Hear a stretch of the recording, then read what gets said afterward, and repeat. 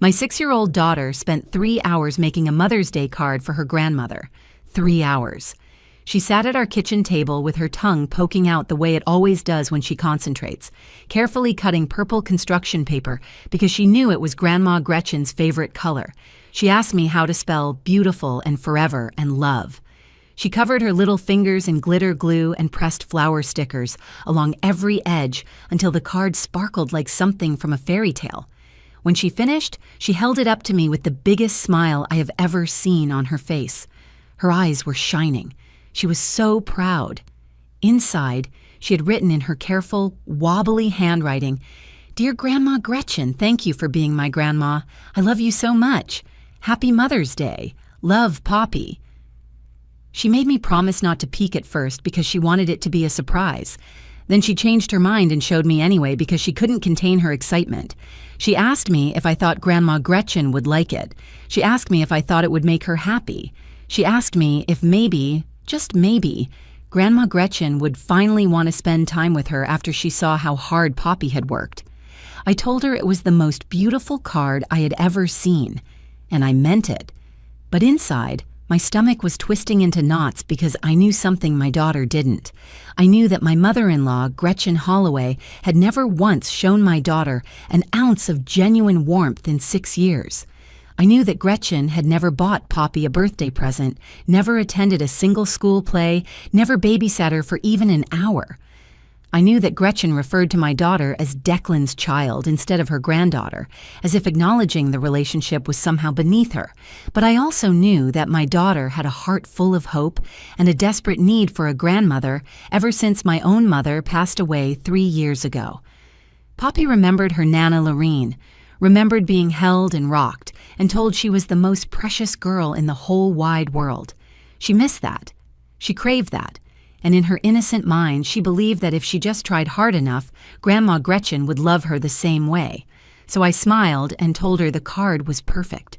I took a photo of it because I wanted to remember that moment, wanted to capture the hope in my daughter's eyes before the world had a chance to crush it. I didn't know then how important that photo would become.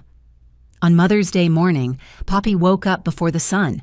She put on her favorite purple dress without being asked because she wanted to match her card.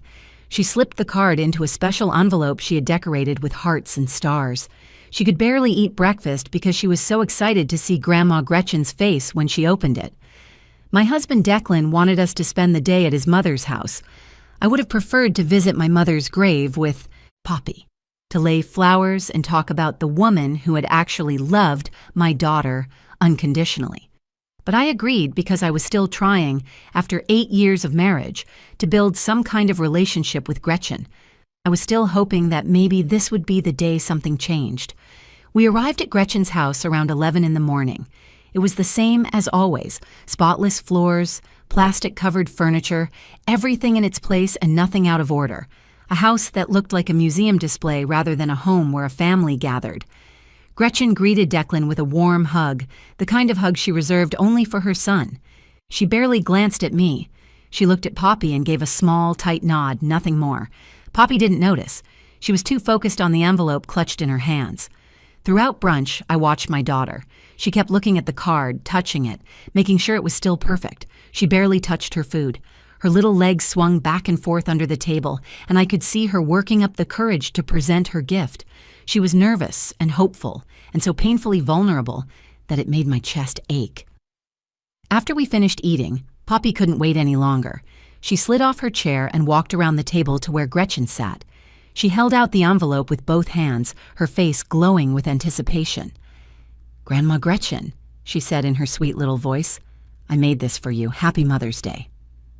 Gretchen looked down at the envelope like my daughter had just handed her a dead rat. Her expression didn't soften. She didn't smile. She didn't say thank you. She took the envelope slowly, opened it with obvious reluctance, and pulled out the card. I held my breath. For one brief moment, I thought I saw something flicker across Gretchen's face. Surprise, maybe, or perhaps a hint of the emotion that any normal grandmother would feel when receiving a handmade card from a child who adored her. But then her expression hardened into something cold and cruel. "What is this supposed to be?" Gretchen asked flatly. Poppy's smile faltered. "It's a card. I made it for you, because you're my grandma and I love you." Gretchen stared at my daughter with eyes that held no warmth whatsoever. Then she spoke words that I will never forget as long as I live. "I'm not your grandma," she said. "I don't know why your mother keeps bringing you here and filling your head with these ideas, but I am not your grandmother. Stop pretending." And then, while my 6-year-old daughter watched, Gretchen Holloway took that card, the card Poppy had spent 3 hours creating with all the love in her little heart, and she tore it in half. The sound of that paper ripping was the loudest thing I've ever heard. Poppy's face went white, then red. Her lower lip started trembling, and then the most heartbreaking sound I have ever heard came out of my child. A sob so deep and raw that it seemed to come from somewhere, ancient, somewhere no 6-year-old should ever have to access. She turned and ran to me, burying her face in my lap, her tiny body shaking with sobs so violent she couldn't breathe. I looked at my husband. Declan sat frozen in his chair, his face pale, his mouth slightly open. He said nothing. He did nothing. The man I had married, the father of my child, sat there like a statue while his mother destroyed our daughter's heart. I looked at Gretchen. She had already turned away, brushing glitter off her fingers like she was removing something dirty. She didn't apologize. She didn't show a single sign of remorse. In her mind, she had simply corrected a misunderstanding. Every instinct in my body screamed at me to react, to stand up and tell Gretchen exactly what I thought of her, to grab her by the shoulders and shake her until she understood what she had just done, to make her feel even a fraction of the pain she had just inflicted on an innocent child. But I didn't. I sat there, holding my sobbing daughter, and I made a different choice. I wasn't going to give Gretchen the satisfaction of a scene. I wasn't going to let her see me lose control so she could later tell everyone how hysterical and dramatic I was. I wasn't going to play the role she expected me to play. Instead, I lifted my daughter into my arms. I stood up slowly. I gathered our things with one hand while holding Poppy against my chest with the other, and I walked toward the door without saying a single word. Declan scrambled after us. "Tamsin, wait, please. I'm sure she didn't mean it like that." I turned and looked at my husband, looked at the man who had just watched his mother shatter his daughter's heart and was already making excuses for her. "We're leaving," I said quietly. "You can stay here with your mother, or you can come with us. That's your choice." He came with us, but I barely registered it. My focus was entirely on the plan that was already forming in my mind. I wasn't going to yell at Gretchen. I wasn't going to send an angry text message or make a scene at the next family gathering. I wasn't going to do any of the things she expected, any of the things she could dismiss or twist or use against me. I was going to do something far more effective. Because here's what I knew about my mother-in-law that she probably wished I didn't. Gretchen Holloway cared about exactly one thing in this world more than she cared about controlling her son's life. She cared about her reputation at church. She had been a member of Cornerstone Fellowship for over 40 years. She was a leader in the women's group. She organized charity drives and bake sales. She sat in the front pew every Sunday and made sure everyone saw her singing the hymns louder than anyone else. Her entire identity was wrapped up in being seen as a good Christian woman, a pillar of the community, an example of faith and family values. And I was about to make sure every single person in that church knew exactly who Gretchen Holloway really was. 3 days later, every woman in her Bible study group received a letter. Every elder on the church council received a letter. The pastor himself, Reverend Thurston Birch, received a letter. Inside each envelope was a photograph of my daughter's beautiful card, the one she had poured her heart into creating. There was a photograph of Poppy on Mother's Day morning, wearing her purple dress, holding her envelope, her face bright with hope and excitement. And there was a simple letter explaining exactly what Gretchen had done to her own granddaughter. By the following Sunday, Gretchen Holloway was standing in front of her entire congregation, learning a lesson she should have learned a long time ago. Some cruelties cannot be hidden. Some actions have consequences that no amount of church attendance can erase. And some grandmothers discover too late that the reputation they spent decades building can be destroyed in a single moment of heartlessness. This is the story of how I protected my daughter without raising my voice, how I taught my mother-in-law that words have weight and children have worth, and how 32 letters changed everything. To understand why that Mother's Day broke something inside me, you need to understand the history. You need to know what the last 8 years of my life have looked like, living in the shadow of a woman who decided she hated me before she ever learned my name. I met Declan Holloway at a friend's barbecue the summer I turned 26. He was tall and kind and laughed at my terrible jokes. He brought me a drink without being asked and spent the entire evening talking to me like I was the only person there. By the end of the night, I knew I was going to fall in love with him. By the end of the month, I had. What I didn't know was that Gretchen Holloway had already picked out a wife for her son. Her name was Bridget, the daughter of Gretchen's best friend from church. They had grown up together, gone to Sunday school together, and in Gretchen's mind, they were destined to marry and give her the perfect grandchildren she had always imagined. Bridget was proper and polished and came from the right family.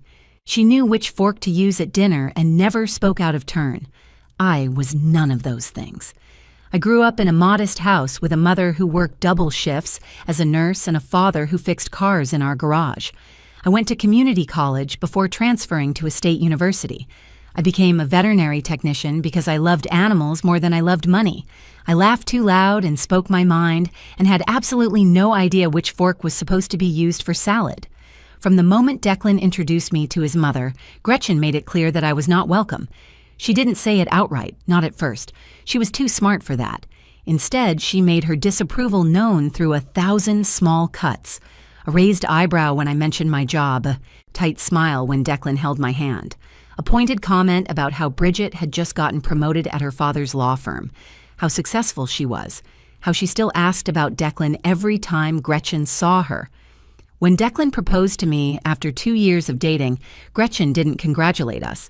She told Declan he was making a mistake. She told him I wasn't good enough for him, that I would hold him back, that he would regret this decision for the rest of his life.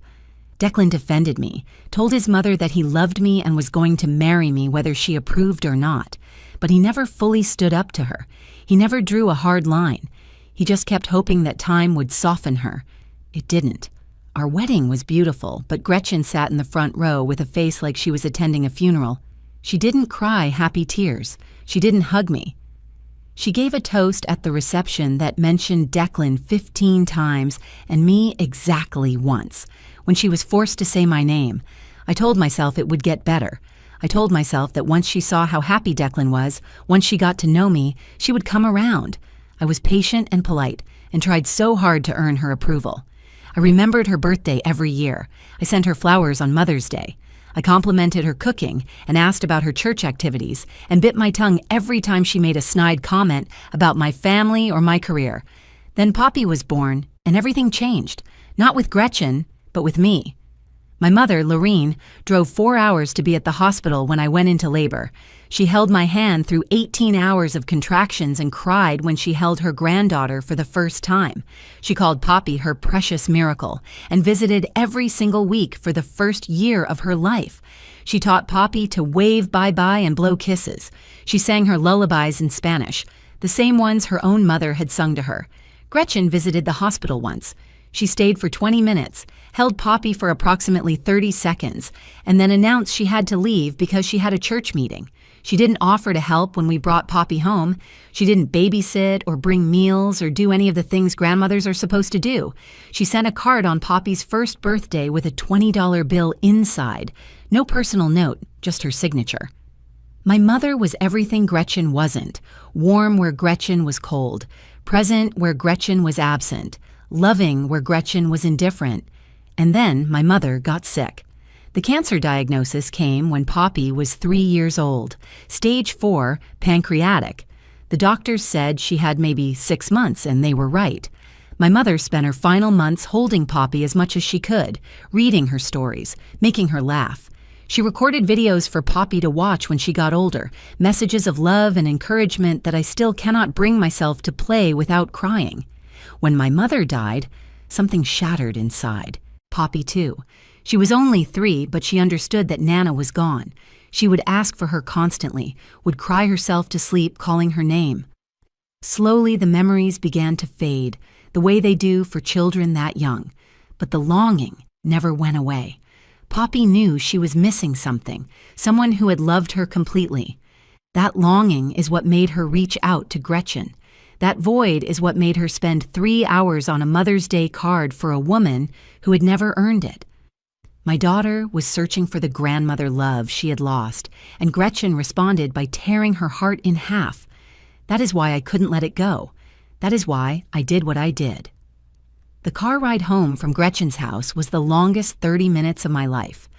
Poppy had cried herself into exhaustion, her little body hiccuping with leftover sobs even as she slept in her car seat. Her face was blotchy and red, tear tracks still visible on her cheeks. She clutched her stuffed rabbit against her chest the way she always did when she needed comfort. Declan kept talking. He wouldn't stop talking. His words filled the car like static, a constant stream of excuses and explanations that made me want to scream. She didn't mean it like that, Tamsin. You know how she is. She's old-fashioned. She doesn't express herself well. I'm sure if we just give her some time, she'll apologize. Maybe I can talk to her tomorrow when she's calmed down. She's been stressed lately with the church fundraiser. I'm sure that's all it was. I stared straight ahead at the road and said nothing. My hands were gripped so tight on the steering wheel that my knuckles had gone white. If I opened my mouth, I was going to say things I couldn't take back. Things about how his mother had been cruel to me for 8 years, and he had never once truly defended me. Things about how I had watched him sit frozen in that chair while his mother destroyed our daughter, and he hadn't said a single word. Things about how exhausted I was from carrying the weight of his cowardice.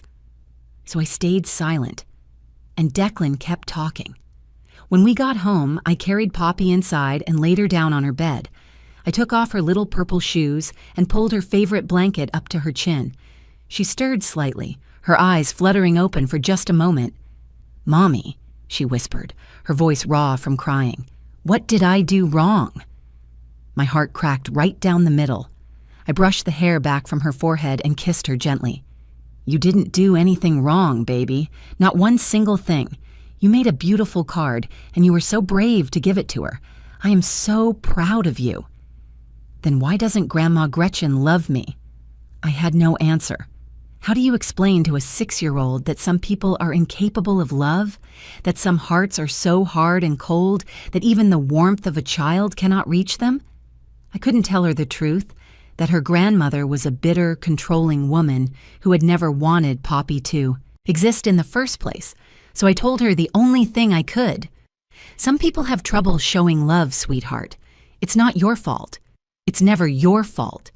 You are the most lovable girl in the entire world, and anyone who can't see that is missing out on something wonderful." Poppy's eyes drifted closed again, and within moments she was asleep. I sat on the edge of her bed for a long time, watching her breathe, thinking about everything that had happened and everything that was going to happen next. Declan appeared in the doorway. He had the decency to look ashamed, at least. "Tamsin, I'm sorry. I should have said something. I froze. I didn't know what to do." I stood up slowly and walked past him into the hallway. I didn't want to have this conversation where Poppy might hear us. "You didn't know what to do?" I repeated, keeping my voice low and steady. "Your mother told your daughter that she's not her grandmother. She tore up a card that Poppy spent 3 hours making, and you didn't know what to do?" I know it was bad, but causing a scene wouldn't have helped anything. You know how my mother gets when she feels attacked. It would have just made everything worse." I stared at my husband, the man I had loved for 8 years, and I saw him clearly for the first time. I saw a man who would spend his entire life tiptoeing around his mother's cruelty, making excuses for her behavior, prioritizing her comfort over everyone else's well-being. I saw a man who would let his own daughter be wounded rather than risk his mother's displeasure. Worse for who, Declan? Worse for your mother? Because I'm pretty sure it couldn't have gotten any worse for Poppy. He had no response to that. I walked into our bedroom and closed the door. I needed to be alone. I needed to think. My mind was racing with anger and grief and a fierce protectiveness that felt almost primal. My daughter had been hurt, deliberately and cruelly, by someone who was supposed to love her, and the person who should have protected her, her own father, had done nothing. I wasn't going to do nothing. I sat down at my desk and opened my laptop. I pulled up the photo I had taken of Poppy's card, the one that now existed only in fragments on Gretchen's floor. I looked at my daughter's careful handwriting, at the glitter and stickers and hearts she had placed with such hope and love.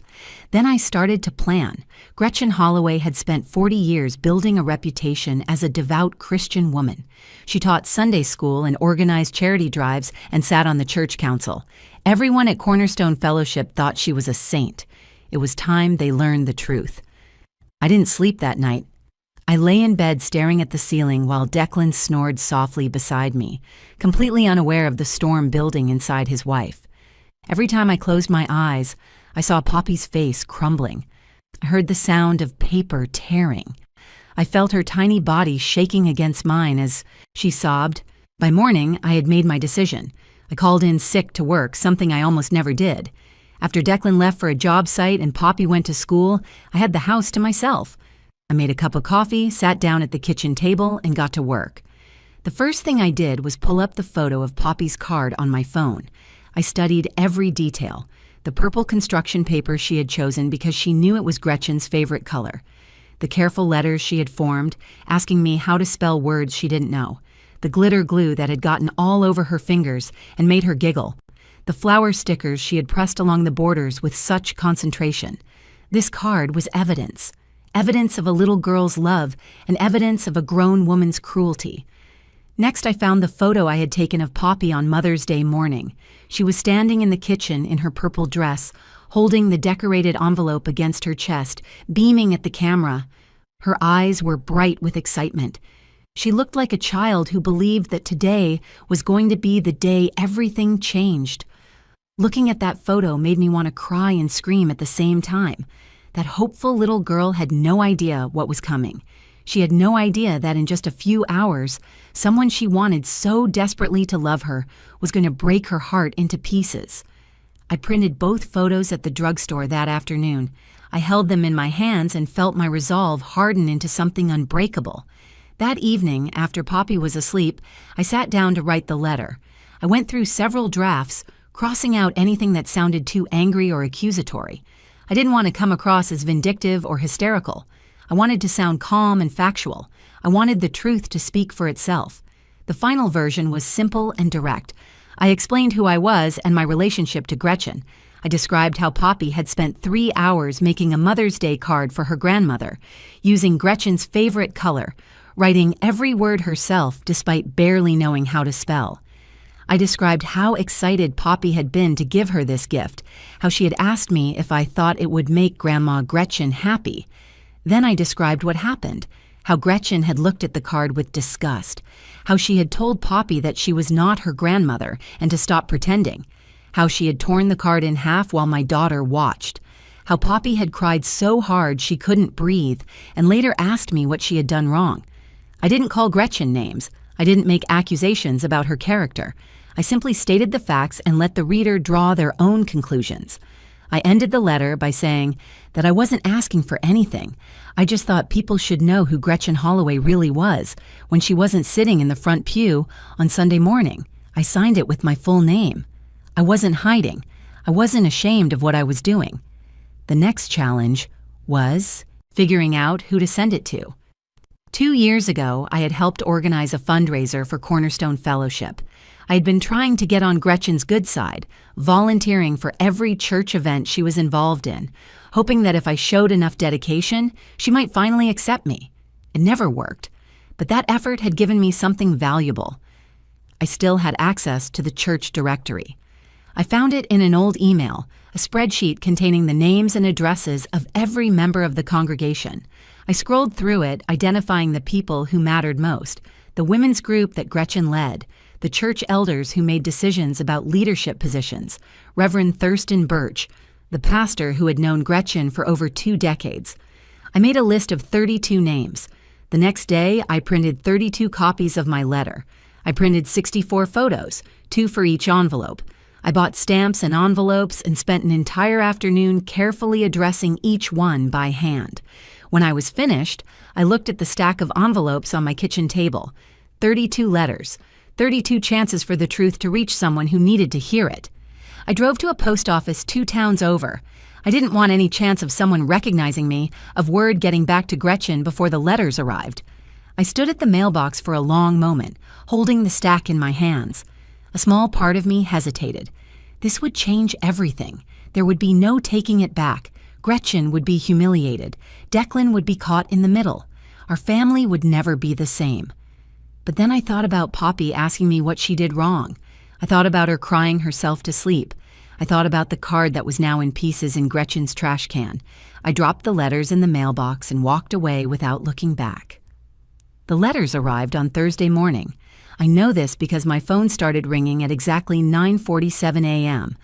I was at work checking on a golden retriever recovering from surgery when Declan's name flashed across my screen. I stepped into the hallway and answered. "What did you do?"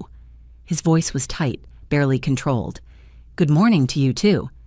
"Tamsin, I'm serious. What did you do? My mother has been calling me nonstop for the last hour. She's hysterical. She says people from church have been calling her all morning, asking her about some letter, a letter about Poppy, a letter you wrote." I leaned against the wall and kept my voice calm. "I told the truth, Declan. That's all I did." "You sent letters to her entire church? Are you insane? She's talking about suing you for defamation. She says you've destroyed her reputation. She's demanding we come over right now." I could hear Gretchen's voice in the background, high-pitched and frantic. For a woman who had shown zero emotion while breaking a child's heart, she certainly seemed to have plenty of feelings about her own predicament. "I'm not coming over," I said. And everything in that letter was true, so she can forget about suing anyone. If she's upset that people know what she did, maybe she should have thought about that before she did it. "Tamsin, please, just come talk to her. Maybe we can fix this." "There's nothing to fix. Your mother made her choice when she tore up Poppy's card. Now she gets to live with the consequences. I have to get back to work." I hung up before he could respond. Over the next 2 days, I learned what was happening through fragments of information. Declan came home each evening looking more exhausted than the day before. Gretchen had called him 17 times on Thursday alone. Members of the church had been reaching out to her, some expressing shock, others disappointment, a few demanding explanations. Opal Fenimore, the head of the women's group and someone Gretchen had considered a close friend for over 20 years, had called to say she was deeply troubled by what she had read. She asked Gretchen directly if it was true, if she had really told her own granddaughter that she wasn't her grandmother and torn up her card. Gretchen tried to minimize it, tried to say I had exaggerated, but Opal wasn't buying it. "Is there any part of that story that isn't true?" Opal had asked. Gretchen couldn't say yes because she knew I had witnesses. Declan had been there. He had seen everything. But the biggest blow came from Reverend Thurston Birch. He called Gretchen on Friday afternoon and told her that he expected her to address this situation with the congregation. He reminded her that Cornerstone Fellowship was built on principles of family, love, and compassion. What she had done to her granddaughter was antithetical to everything the church stood for. He told her that leaders in the church were held to a higher standard, and she had fallen terribly short. Gretchen tried to argue. She tried to explain that I wasn't a member of the church, that I had no right to contact anyone, that this was a private family matter. Reverend Birch listened and then said something that Declan later repeated to me, word for word. "Gretchen, that child is 6 years old. She made you a card because she loves you, and you tore it up in front of her and told her you weren't her grandmother. I don't care what your daughter-in-law did or didn't do. What you did was wrong, and you need to own that." Sunday morning arrived. Declan went to church because he felt he had to. I stayed home with Poppy. I didn't want to be there. I didn't need to witness Gretchen's humiliation firsthand. I just needed to know that it happened. Declan came home 3 hours later, looking like he had aged 5 years. He sat down at the kitchen table and told me everything. Reverend Birch had addressed the situation during the announcement period. He didn't name names explicitly, but everyone knew who he was talking about. He spoke about the importance of treating children with love and kindness, about how words can wound deeper than any weapon, about how those who claim to follow Christ must show his love in their actions, not just their words. Then he invited Gretchen to speak. She stood up slowly and walked to the front of the church. Every eye in the congregation was on her. These were people she had known for decades, people she had led in Bible study, people she had organized bake sales with and sat beside at countless Sunday dinners. She stood there in silence for a long moment. Then she spoke. "I made a mistake," she said quietly. "I was too harsh with my granddaughter. I apologize for any pain I caused." It wasn't a real apology. She didn't admit what she had actually said or done. She minimized and deflected even in that moment, but it didn't matter. Everyone there had read the letter. Everyone had seen the photos. They knew exactly what had happened, and her weak attempt at an apology only confirmed it. When she returned to her seat, no one reached out to comfort her. No one patted her shoulder or told her it would be okay. She sat alone in a pew she had occupied for 40 years, surrounded by people who finally saw her clearly. In the weeks that followed, Gretchen's world quietly fell apart, not in any dramatic or explosive way, but in the slow, steady erosion of everything she had spent decades building. She was removed from her leadership position in the women's group. The church council met privately and decided that it would be best if she stepped back from her responsibilities for a while. Opal Fenimore took over completely, and from what Declan heard, no one objected. Several women who had been Gretchen's closest friends began distancing themselves. They didn't confront her or make scenes. They simply stopped calling. They stopped inviting her to lunch after Sunday service. They stopped saving her a seat at Bible study. For a woman who had built her entire identity around her church reputation, it was a devastation worse than anything I could have done to her directly. Declan struggled with all of it. He was angry at me for sending the letters without telling him. He felt caught between his loyalty to his mother and his responsibility to his wife and daughter. We had hard conversations during those weeks, the kind of conversations we probably should have had years earlier. I told him that I was done protecting Gretchen from consequences. I told him that his daughter needed to come first, always, and that if he couldn't commit to that, we had bigger problems than his mother's hurt feelings. To his credit, Declan listened. For the first time in our marriage, he truly heard me. He admitted that he had spent his entire life tiptoeing around his mother, afraid of her disapproval, desperate to keep the peace at any cost. He acknowledged that his silence on Mother's Day had been a betrayal, not just of Poppy, but of me.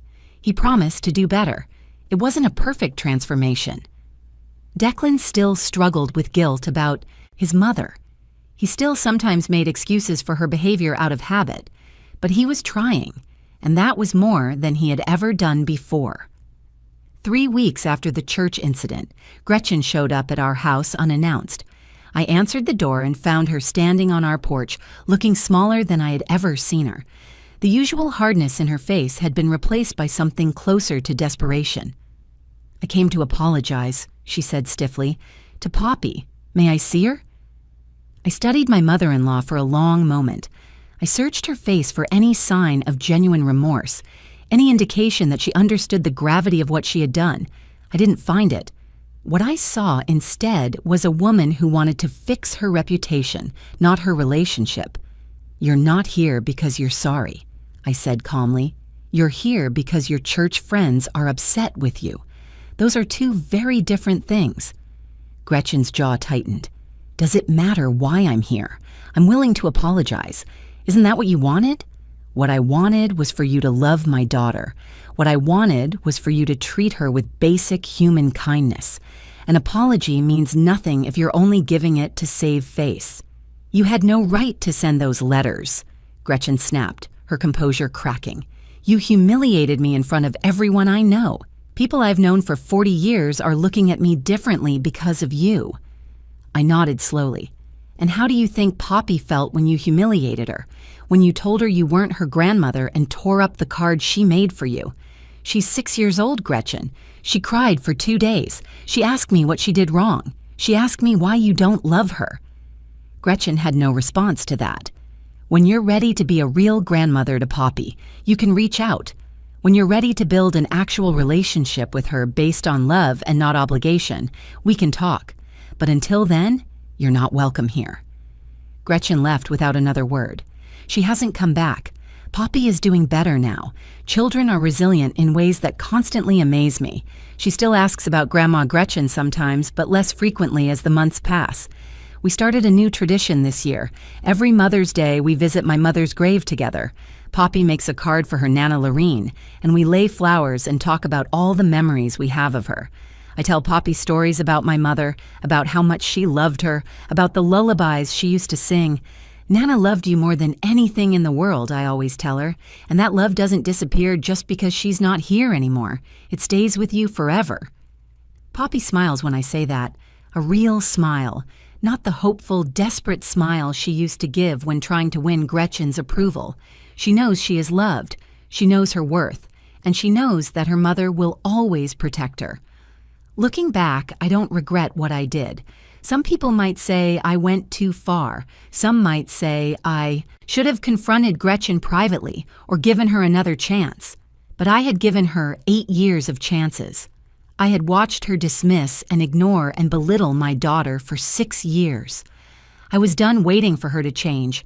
Sometimes protecting your child means making hard choices. Sometimes it means being the villain in someone else's story so you can be the hero in your daughter's. I can live with that. If you're watching this and you've ever been in a similar situation, I want you to know something. Your children are watching how you respond when someone hurts them. They're learning whether they're worth defending. They're learning whether their feelings matter. Don't teach them to accept cruelty for the sake of keeping the peace. Teach them that they deserve to be loved fiercely and protected completely. That's the lesson I want Poppy to carry with her for the rest of her life. That's the legacy I want to leave her. If this story resonated with you, please take a moment to like this video and share it with someone who might need to hear it. Drop a comment below telling me about a time you had to stand up for someone you love. I read every single comment, and your stories matter to me. And if you haven't already, please subscribe to this channel and hit that notification bell so you never miss another story. We post new videos every week, and this community we're building together means the world to me. Thank you for watching. Thank you for listening. And remember, you are worthy of love, and so are the people you protect. Until next time.